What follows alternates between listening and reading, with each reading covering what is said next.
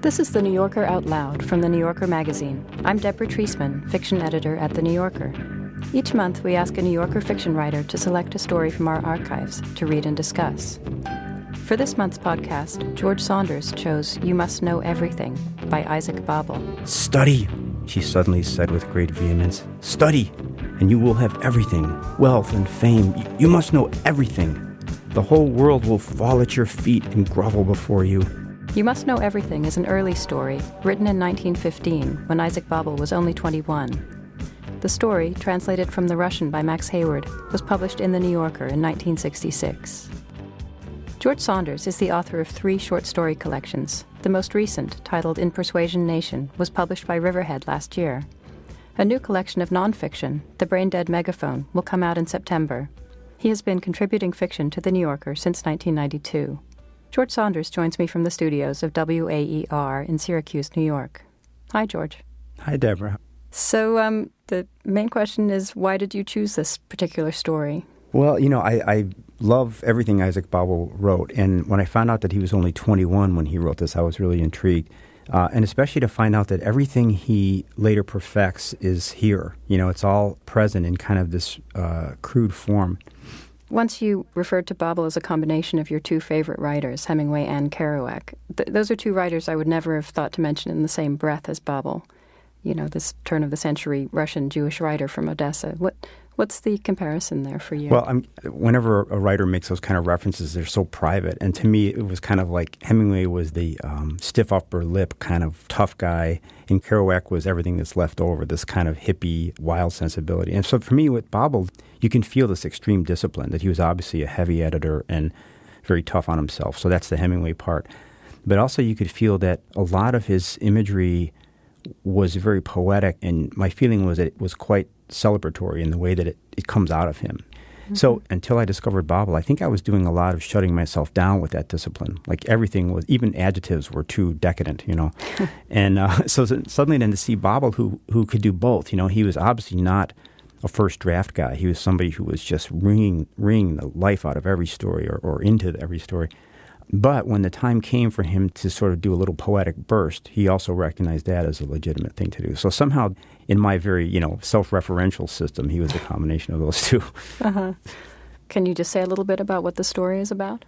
The way I read the story is it's kind of the young Isaac Babel surveying his life to date and saying, where has the real emotion been? Because that must be where my stories are located. And he finds his grandmother, who he loved very much. And so in some ways, it's kind of just a genius writing my Saturday with grandmother story. And when I first read it, I thought, ooh, it's kind of slow compared to what he normally does. But every time I read it, I find meaning in even the sections that aren't quite so, on first read, don't seem so vital. But I, anyway, as a reader, feel that there was a method to the madness, that all this scene setting actually pays off. Right. We'll talk more after we listen to the story. Here's George Saunders reading You Must Know Everything by Isaac Babel. On Saturdays, I always came home late after my 6 lessons at school. Walking home through the streets never seemed to me a waste of time. It was very good for daydreaming, and everything looked so nice and familiar. I knew all the signs, the stonework of the houses, the storefronts. I knew them in some special way all my own, and I was quite convinced that I saw in them what really mattered, that mysterious something that we adults call the essence of things. It was all very firmly fixed in my mind. If anybody happened to mention one of the stores, I could immediately picture its sign with the gilt letters and the scratch in the left-hand corner, the girl cashier with her high hairdo, and the aura clinging to the place, which is unlike the aura of any other store. And it was from such stores, people, auras, and theater posters that I pieced together my native city of Odessa. I remember, feel, and love it to this very day. I know it as one knows the fragrance of one's mother's skin, the flavor of love, words, smiles. I love it because I grew up in it, was happy, sad, and dreamed my dreams, fervent dreams that will never return. I always walked along the main street, which was the most crowded. The Saturday I'm going to write about was at the beginning of spring. At that time of year, we didn't have that mild and soft air which in central Russia is so exquisite over some quiet river or gentle valley. We had a slight glinting chill in the air, a hint of passion with a cold edge to it. I was just a kid at the time and knew nothing about anything, but blossoming and rosy-cheeked, I was affected by the spring just the same. I always took my time on the way home from school. I scrutinized every jewel in the jeweler's shop and read the theater posters from beginning to end. Once I was studying the pale pink corsets with crinkly garters at Madame Rosalie's and was just about to move on when I bumped into a tall student with a large black mustache. He was grinning all over his face and he said, "Having a good look, eh?" I blushed. He gave me a knowing pat on the back and said condescendingly, "Keep it up, old fellow. Good for you. All the best." He guffawed, turned on his heel, and walked away. I was very embarrassed, went straight home, and never again stopped to gaze into Madame Rosalie's shop window. I was supposed to spend this particular Saturday at home with my grandmother. She had her own room at the far end of the apartment, behind the kitchen. In the corner of her room there was a stove. Grandmother always felt cold. It was always hot and stuffy in her room, and this made me miserable, and I wanted to escape. On this day I took all my paraphernalia, books, music stand, and violin into Grandmother's room. The table was already laid for me. Grandmother sat in her corner while I ate. Neither of us said a word. The door was shut and we were alone. For dinner I had cold gefilte fish with horseradish, a dish for the sake of which it would pay one to convert to Judaism, a thick tasty soup, roast meat and onions, lettuce, fruit salad, coffee, pie, and apples. I ate it all. I may have been a daydreamer, but I also had an appetite. Grandmother cleared the table and the room became neat and clean. There were some sickly-looking flowers on the windowsill. The only living things that Grandmother loved were her son, her grandson, her dog Mimi, and flowers. Mimi also came in, curled up on the sofa, and immediately fell asleep. She was a terrible sleepyhead, but a wonderful dog, kind, sensible, small, and good-looking. She was a pug with a light-colored coat. She had not grown fat and flabby in her old age, but had kept herself in good trim.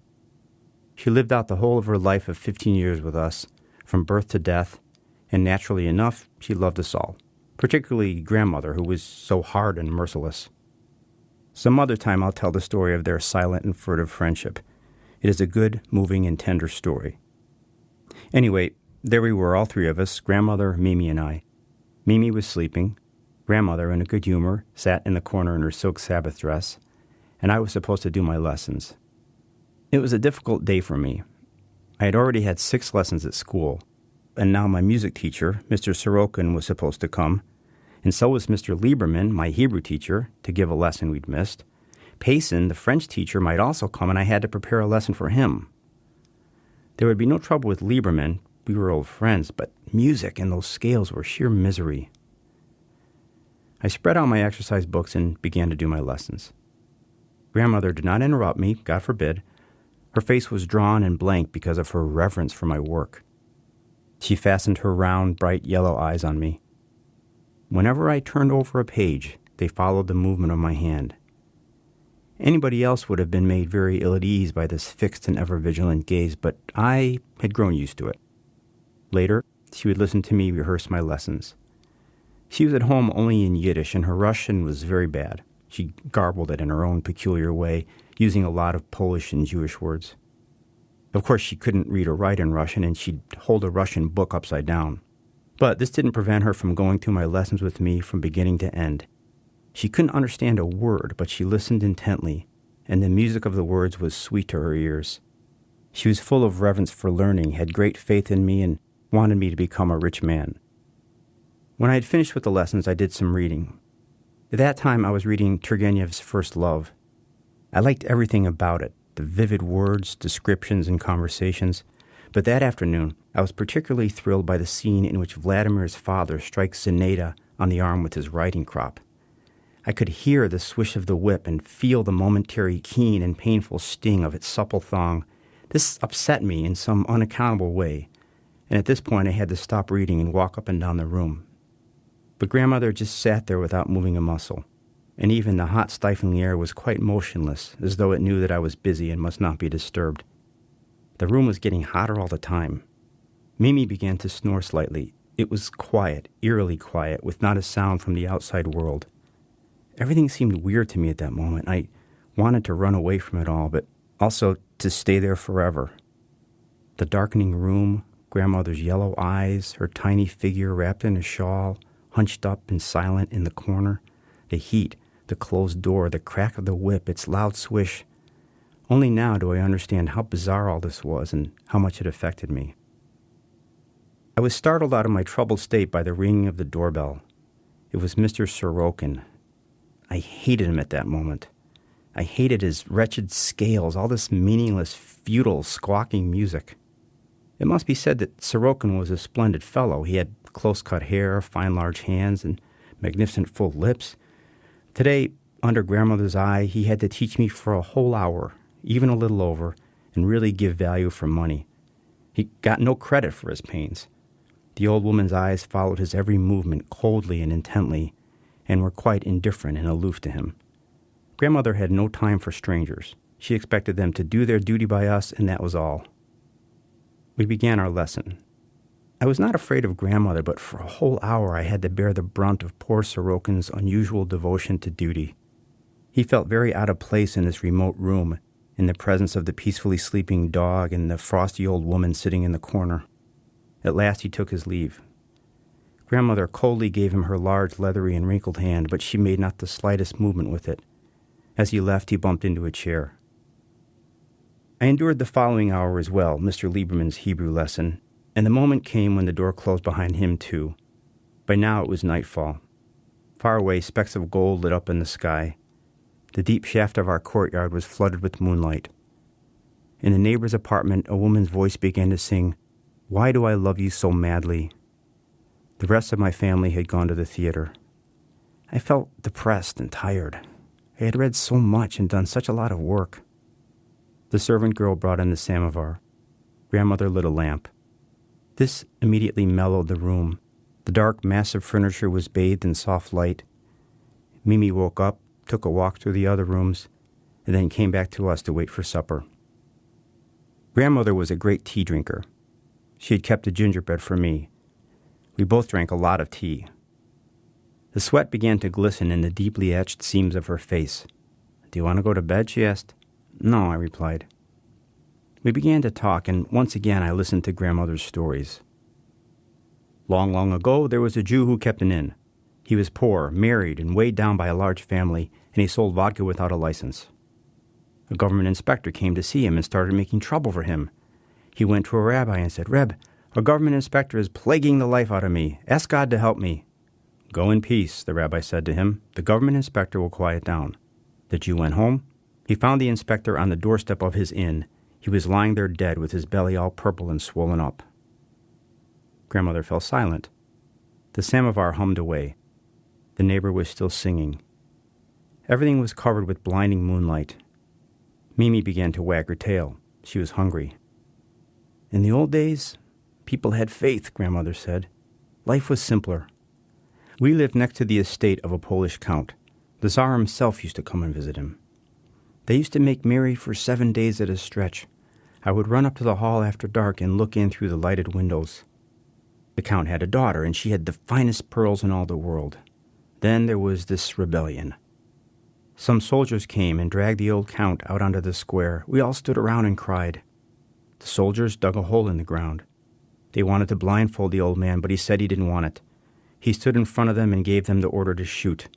He was a big man with gray hair. The peasants liked him. Just as they were burying him, a courier came racing up. He had a pardon from the Tsar. The samovar was slowly going out.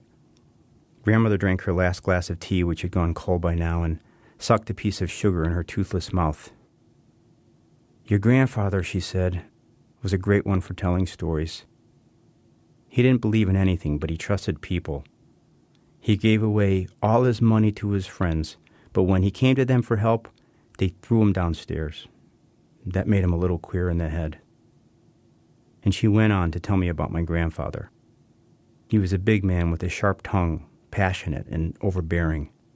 He played the violin, wrote essays at night, and knew all languages. He was ruled by an insatiable thirst for knowledge and life.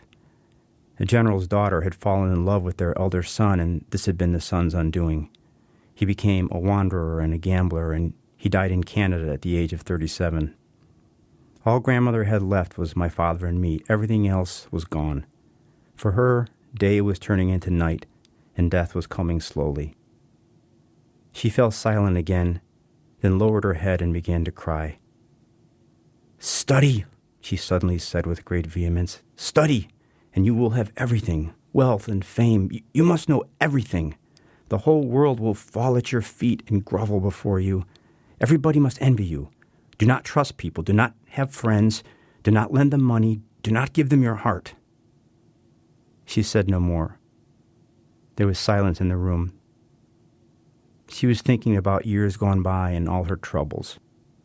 She was thinking about my future, and her stern commandments pressed down heavily and forever on my weak, untried shoulders. In the dark corner, the iron stove glowed red hot and gave off a fierce heat. I was hot and stifled, and I wanted to run outside into the fresh air and escape, but I hadn't even the strength to raise my head. There was a crash of crockery in the kitchen. Grandmother went in there. It was supper time. The next moment I heard her harsh and angry voice. She was shouting at the servant girl. I felt awkward and upset. She had just been full of such peace and sadness. The servant was answering back. "Get out, you little slut," I heard my grandmother shout with uncontrollable rage in an unbearably loud and shrill voice. "I'm the one who gives orders here. You're breaking my things. Get out." I could not stand the raucous, metallic sound of her voice. I could see her through the half-open door. Her face was taut. Her lower lip was trembling with fury. Her throat was all swollen. The servant was trying to reply. "Get out," grandmother said. Now everything was quiet. The servant, with hunched shoulders and on tiptoe as though she was afraid to hurt the silence, crept out of the kitchen. We had supper without exchanging a single word. We ate well and plentifully, and took our time over it. Grandmother's translucent eyes were motionless, and I did not know what they were looking at. That was George Saunders reading You Must Know Everything by Isaac Babel, translated by Max Hayward. You can also find the story in The Complete Works of Babel, published by Norton and translated by Peter Constantine, which is available in paperback.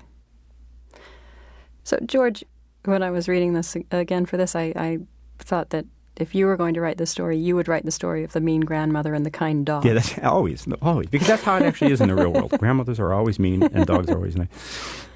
Now, I really admire and envy what Babel does here, because he's able to do, it's such a subtle story that contradicts itself all over the place in just the way that life does. And I certainly don't have anywhere near that kind of confidence. Even as a 21-year-old, he's got this amazing willingness to let everything into the story.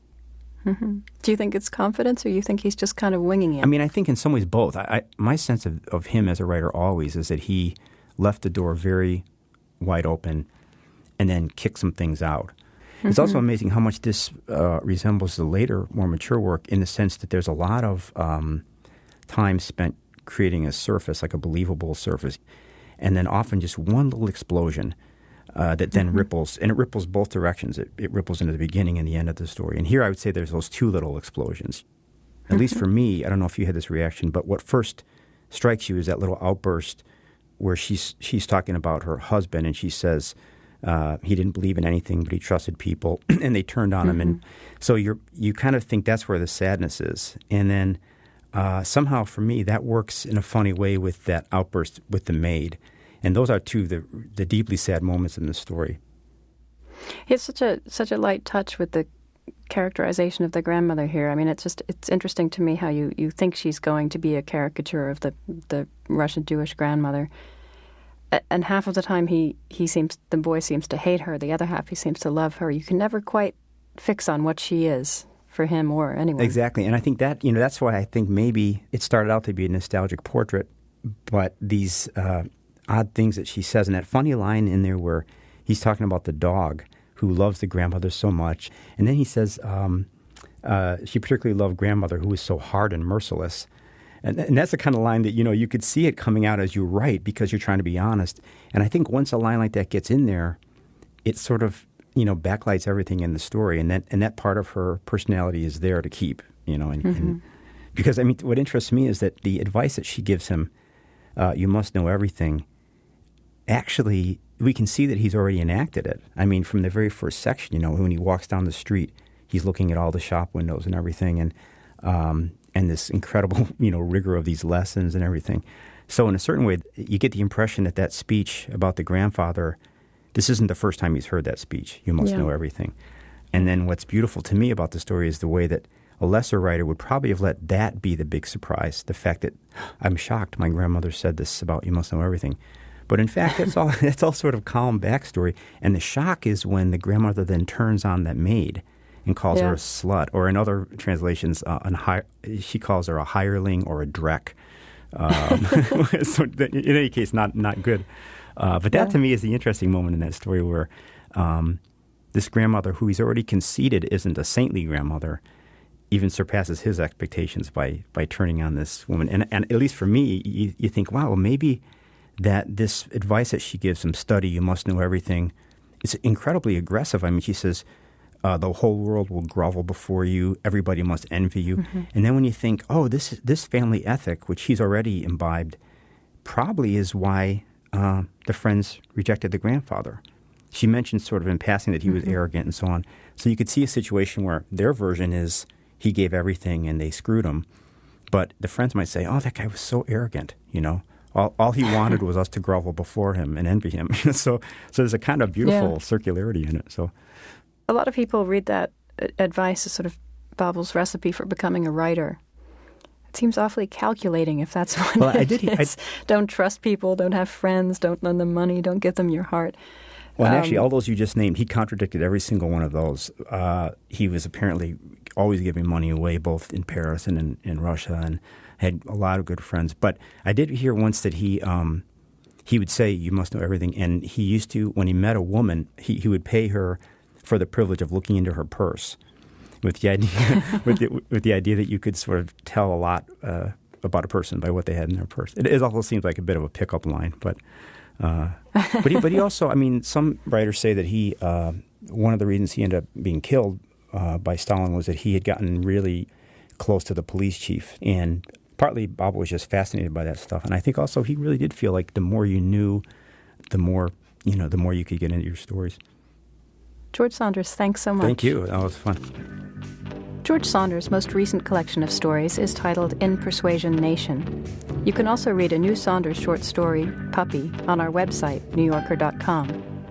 To subscribe to this and other free New Yorker podcasts, please visit the iTunes store. You can also download the weekly audio edition of the magazine through iTunes or audible.com.